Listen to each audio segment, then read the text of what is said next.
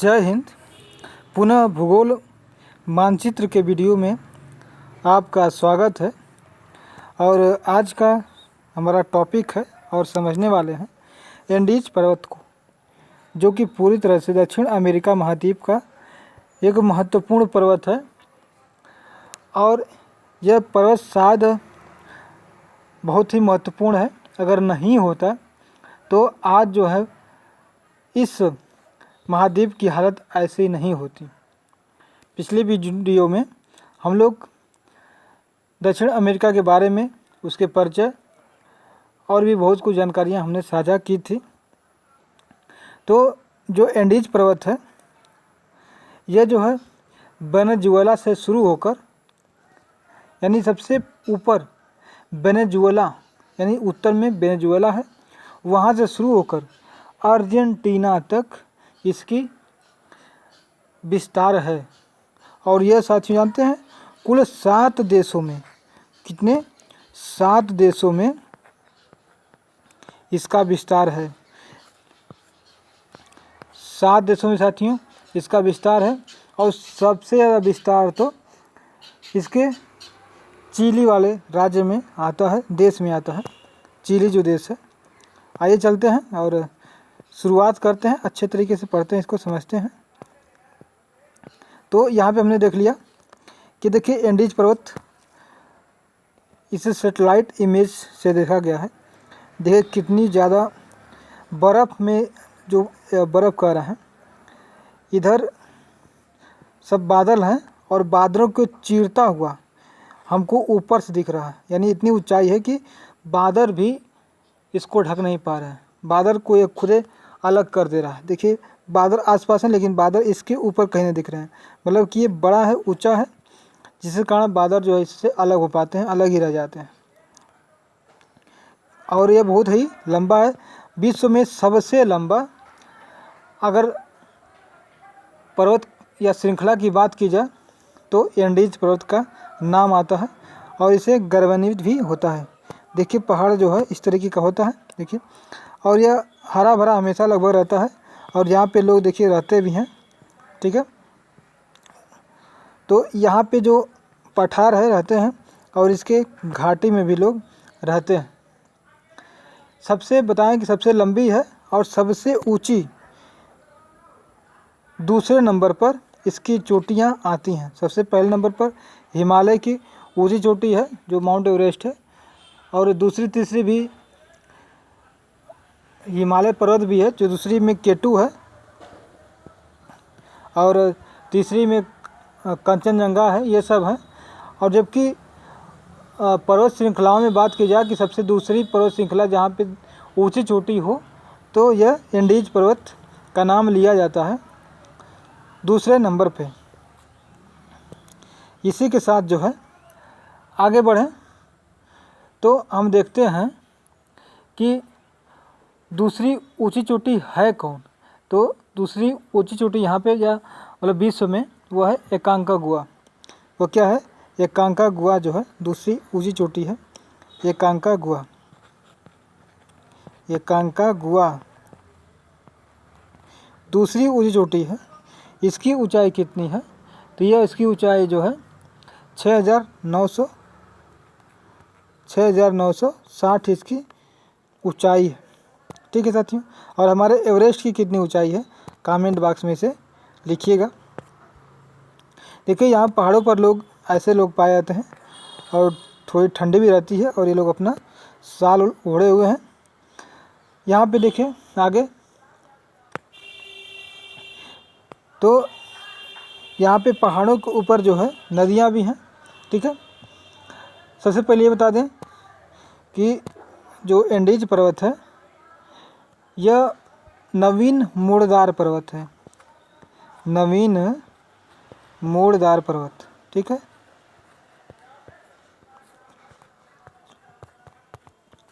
तो नवीन मतलब कि ये जो है हिमालय के ही समय काल का है। और मोड़दार कहा जाए तो यह जो है तुड़ मुड़ के बना हुआ है। और यह ज्वालामुखी और भूकंप से प्रभावित होकर ही इसका निर्माण हुआ है।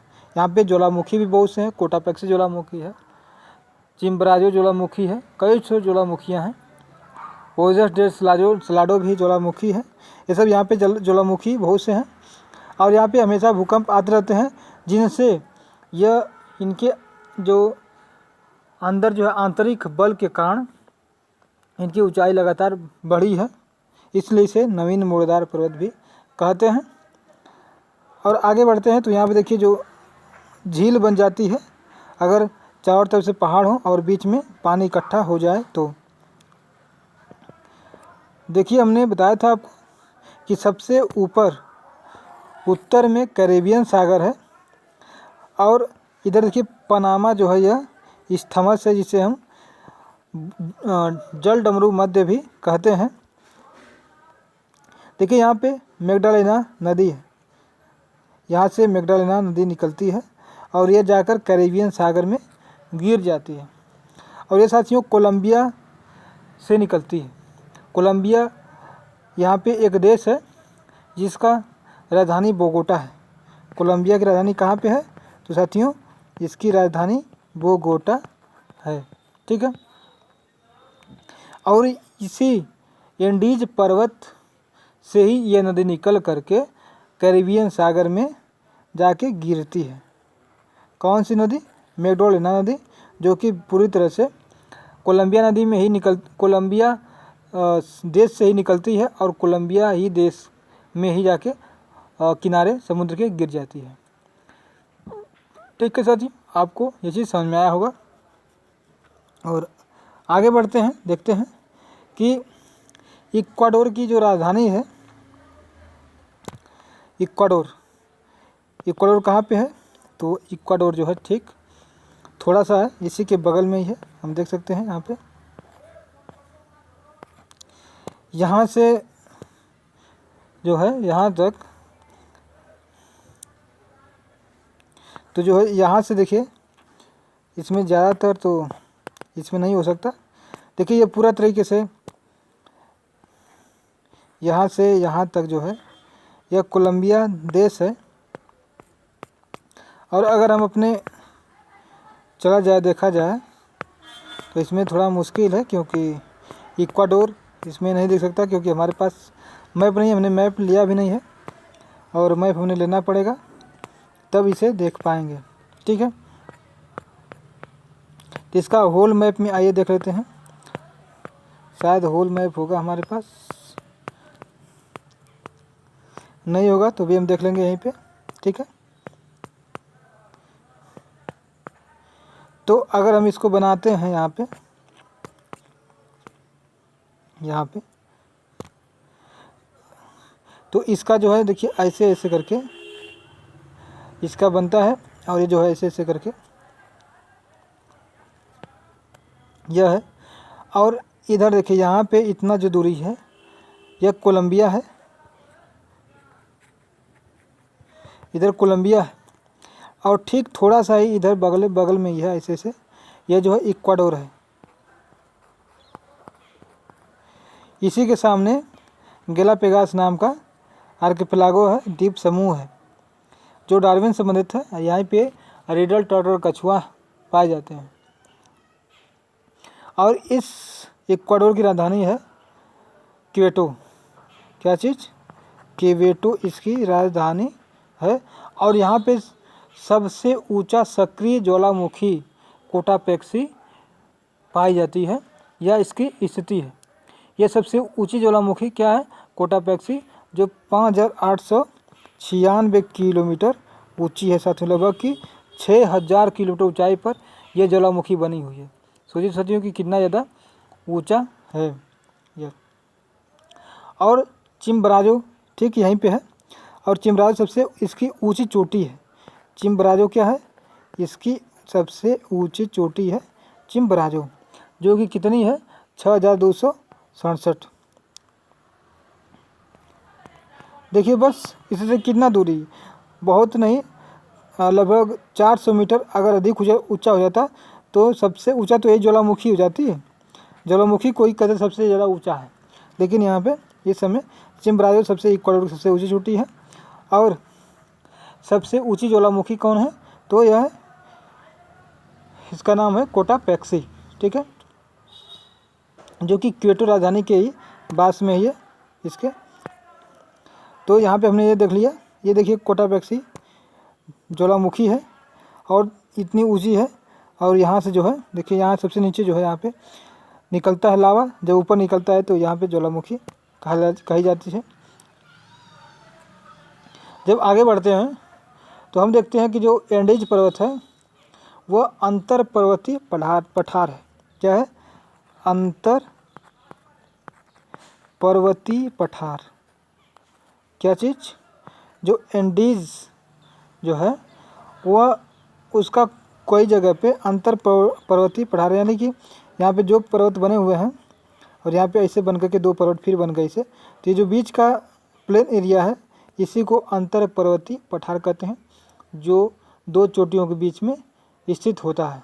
इसे यहाँ पे एंटी प्लेनो कहते हैं। क्या कहते हैं? एंटी प्लेनो कहते हैं। इसे यहाँ पे एंटी प्लेनो नाम दिया जाता है, ठीक है। और ये जो अंतर पर्वतीय पठार है एंटी प्लेनो, यहाँ पे टीन का भंडार बहुत ज़्यादा है। टीन का भंडार यहाँ पे होता है और यहाँ पे खुदाई भी खूब की जाती है, ठीक है साथियों।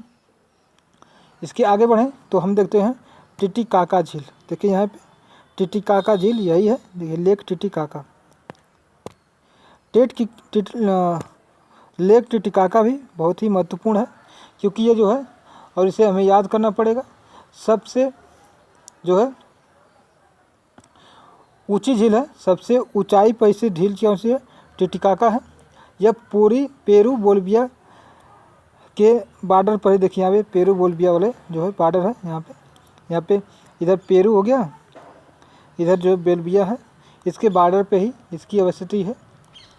सबसे ऊंची झील है और लापाज जो है यहाँ की जो राजधानी है, ठीक है, जो यहाँ पे राजधानी है लापाज, सबसे विश्व में ऊंची राजधानी का दर्जा इसे दिया जाता है। और यह यूपो झील के पास है। यूपो झील जो है इसी बगल में है, यूपो झील, ठीक है।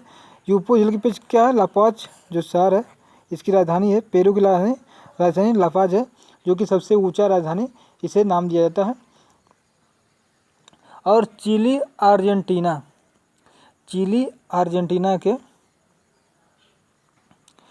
के बॉर्डर पर, कहाँ पे साथियों? चिली अर्जेंटीना के बॉर्डर पे। हमने मैप नहीं लाया है, तो चिली अर्जेंटीना के बॉर्डर पे हम देखें तो हमें